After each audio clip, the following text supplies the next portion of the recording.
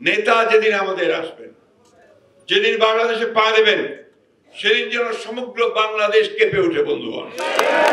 আমাদের ছেলেরা, আমাদের যুবকেরা তারা পুলিশের তারা খেয়ে বনে জঙ্গলে থেকেছে, শীতের মধ্যে ধান খেতে গিয়েছে, আশ্রয় নিয়েছে। বন্ধুরা, শরীরের এই কথাগুলো ভুলে যাবেন না।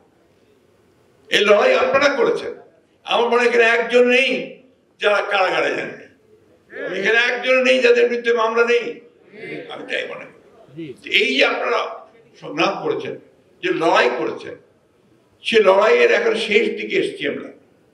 এই লড়াইয়ের মধ্যে দিয়ে আমাদেরকে বিএনপিকে সরকার গঠন করতে দিতে হবে, করাতে হবে, এবং সেই বিএনপি জাতিকে লিড করবে, সামনের দিকে নিয়ে যাবে আরো বেশি করে। তারই প্রমাণ আজকে আমাদের তারেক রহমান সাহেব নতুন একেবারে চিন্তা ভাবনা নিয়ে এসছেন।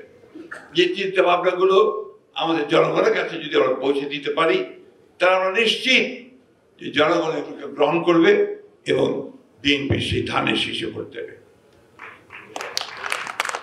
আমি আপনাদের কাছে যেটা আশা করছি, আমরা সবাই লড়াই করেছি, সংগ্রাম করেছি একটা লক্ষ্যে, যে আমরা আমাদের প্রিয় বাংলাদেশকে আমরা সত্যিকার অর্থেই আমাদের প্রতিষ্ঠাতা শহীদ প্রেসিডেন্ট জিয়া রহমানের যে স্বপ্ন, আমাদের নেত্রী দেশমাতা আপসীর গণতন্ত্রের নেত্রী বেগম খালেদা জিয়ার যে ত্যাগ, আমাদের নেতার যে ত্যাগ এবং স্বপ্ন, সেটাকে বাস্তবায়িত করবার সুযোগ এসেছে। আসুন আজকে সবকিছু ভুলে গিয়ে আমরা এই লক্ষ্যে এগিয়ে যাই। এখন সংগ্রাম লড়াই হচ্ছে আমাদের এই নির্বাচনে জয়লাভ করবার সংগ্রাম। এই নির্বাচনে আমাদেরকে পুরোপুরিভাবে জয়লাভ করতে হবে, এবং যাতে করে আমরা বাংলাদেশকে সামনে এগিয়ে যাওয়ার সুযোগ পাই।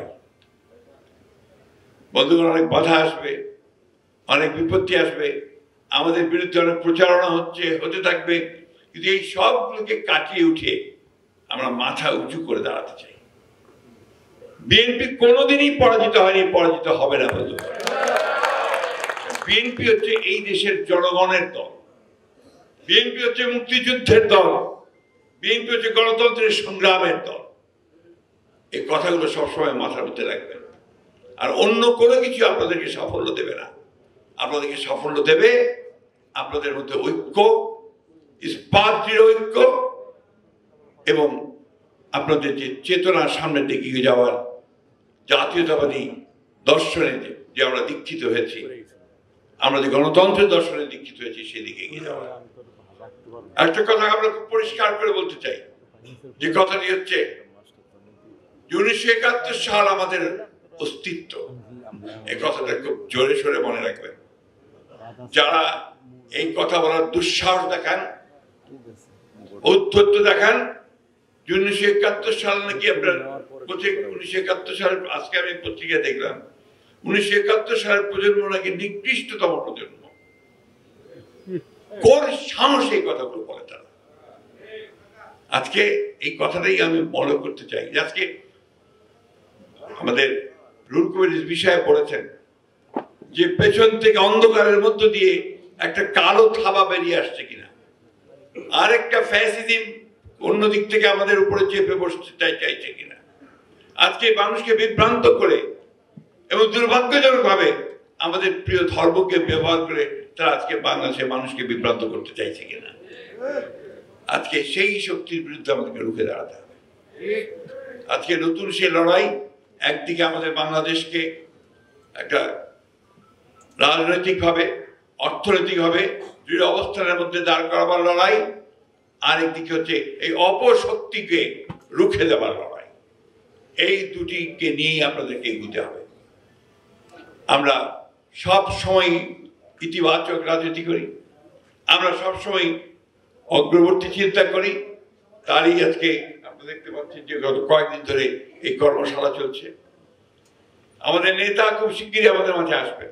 আমি আজকে যেহেতু বাংলাদেশের সব এখানে উপস্থিত আছেন, আমাদের নেতৃবৃন্দ উপস্থিত আছেন বিএনপির, আমি আপনাদেরকে জানাতে চাই, নেতা যেদিন আমাদের আসবেন, যেদিন বাংলাদেশে পা দেবেন, সেদিন যেন সমগ্র বাংলাদেশ কেঁপে ওঠে বন্ধুগণ।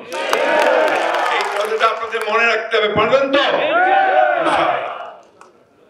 সেই দিন আমরা গোটা বাংলাদেশের চেহারাকে বদলে দিতে চাই। আমরা সামনের দিকে এগোতে চাই, প্রগতির দিকে এগোতে চাই। বাংলাদেশকে আমরা বাংলাদেশকে একটা মর্যাদার আসনে প্রতিষ্ঠিত করবার জন্য আমাদের নেতার যে চিন্তা ভাবনা তাকে বাস্তবায়িত করার জন্য আমরা সামনের দিকে এগিয়ে যেতে চাই।